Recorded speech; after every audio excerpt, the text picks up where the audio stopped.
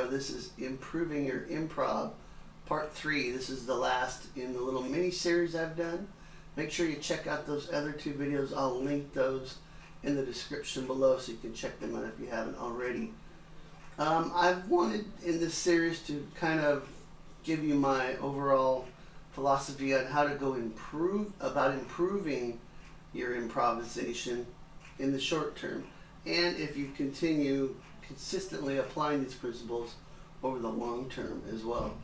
This isn't necessarily meant to be a complete tutorial on improvisation. It's about how can we actually take things that we might already know and begin applying those things in ways that do improve our improvisation. And I think that's the key is, as I've said in the other videos, application, application, application.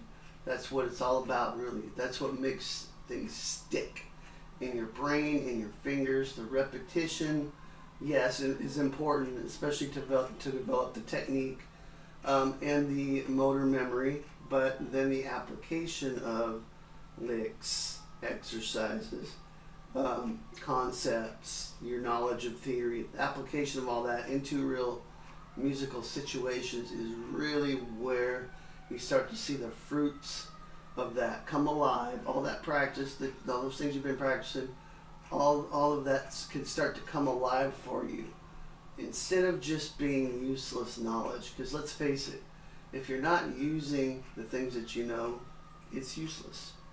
Okay, so I created a term for this whole idea of application, and I call it targeted applied practicing. And it's really the process during our practice time of focusing on specific things and applying those things consistently so that we can get better at them. And so really, to start out with, you need some basic tools. You need an idea, a lick, a technique, a concept that you want to be able to apply. And then you need a vehicle to apply it. So a jam track, for example, or a song, or something like that, where you can actually hear your idea in the context of and practice joining the two together. Okay, so if we have a simple lick, so let's move to the key of C sharp minor for this, C sharp natural minor, and I'll start out in the pentatonic position at the 9th fret. Okay, and then we can add also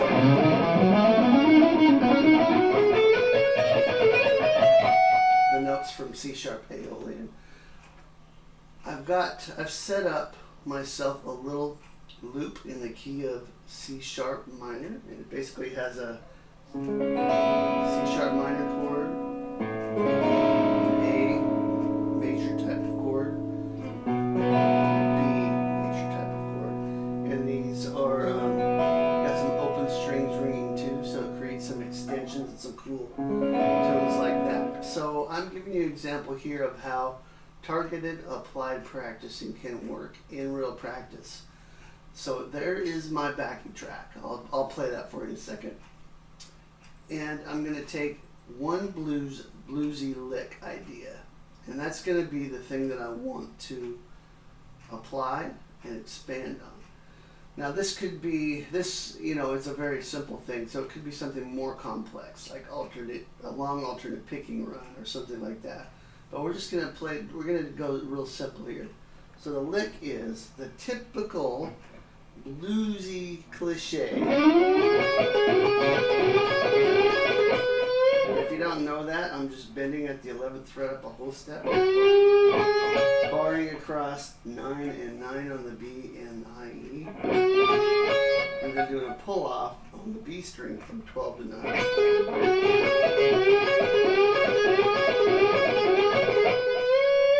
And then maybe to finish it off by bending that up to the root on the B string. Okay, very common rock cliche. Everybody from Jimi Hendrix to Jimmy Page to Michael Schenker to Yngwie Malmsteen. The list goes on and on and on. Has used that lick.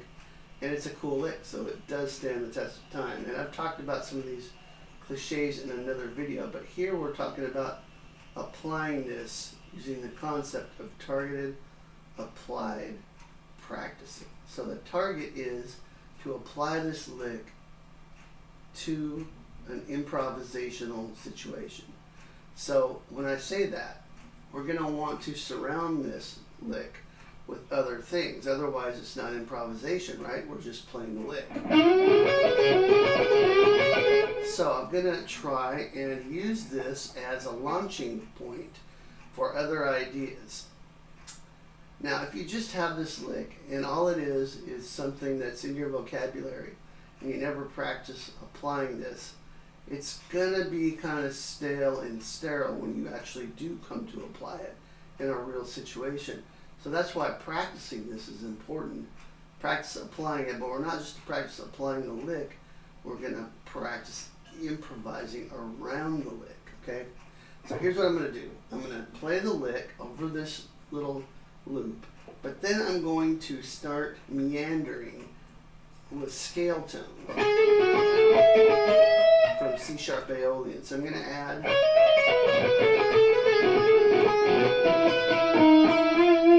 some of the colorful scale tones from the Aeolian mode to this pentatonic lick. And then I'm going to also apply some arpeggio ideas. Okay, here's a B major. Now that's the flat 7 in the key of C sharp based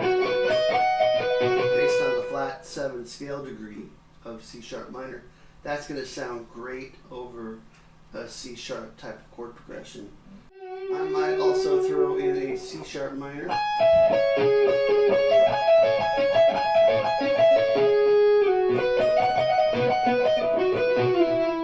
And all of that I'm going to surround with my blues lick. Okay, so I have some ideas, some concepts, some licks, some things that I want to work on applying. This is where the targeted applied practice comes in. I have the ideas, now I'm going to apply them. And really it's as simple as that. Now you can keep adding things on. You can add, okay, I want to add this to, I want to add some alternate picking, some legato.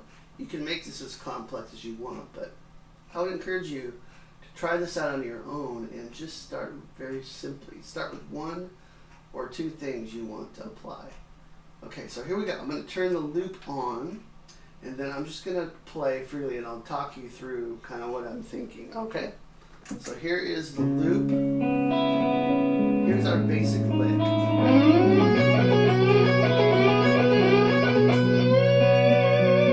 And that sounds good already, and you can do things like slide and pirouette.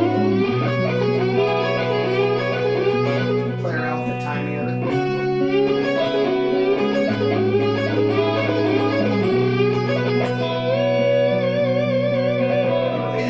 Vibrato, that's another thing you could work on is vibrato and bending and sliding.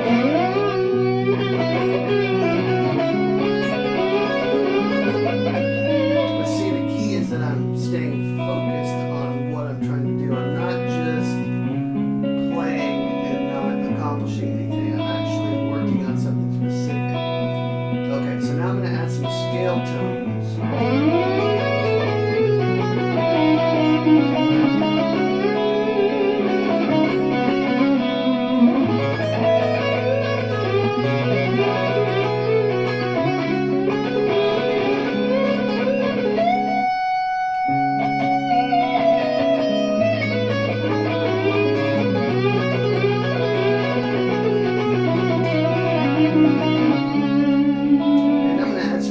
Stuff on that, so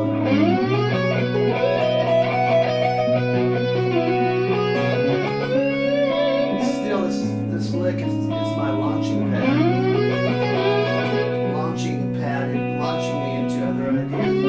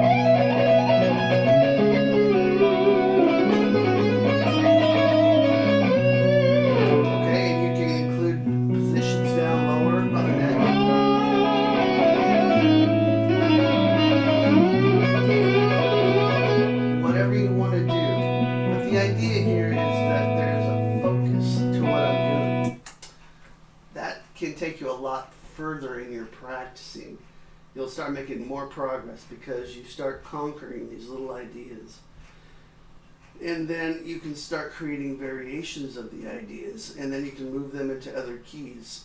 If you watched my last video, I was in the key of B minor. This is in C sharp minor. So I could take the ideas that I was working on in the previous video and move them all up a whole step and play in the key of C sharp. Now I'm starting to expand things. So here's what I would encourage you to do with this targeted applied practicing thing. Take some things that you already know how to play, whether it's blues licks, whether it's arpeggios, whether it's exercises, anything that you know already. Don't go and try to learn something new and then apply it. That can come as your next step. But for now, take some simple things, let's say 3 things, and try to make them different. So let's say we have a blues scale idea or lick. We have an arpeggio lick or like a sweep picking pattern, and we have some scale stuff. Okay, so like a C sharp Aeolian 3-note per string scale pattern. Let's say you had something like that. And we're going to apply that. And so then what we're going to try to do is first apply one idea. So the blues lick. Secondly, add to it, just like I did in the demonstration here. You're adding on layer by layer. Pretty soon you have all 3 things going together. And then you just keep at that. I would recommend doing that for some time, 15, 20, 30 minutes, or as long as you can. And you'll really start to feel at home.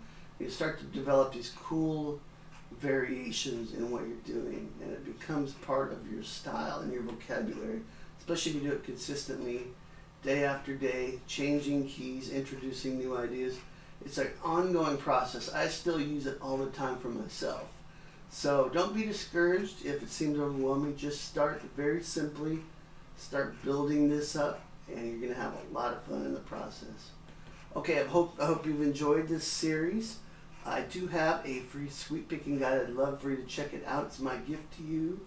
If you have any trouble with sweep picking or arpeggio shapes, it'll be a great first step for you. So check that out in the description below, and I will see you next time. Rock on.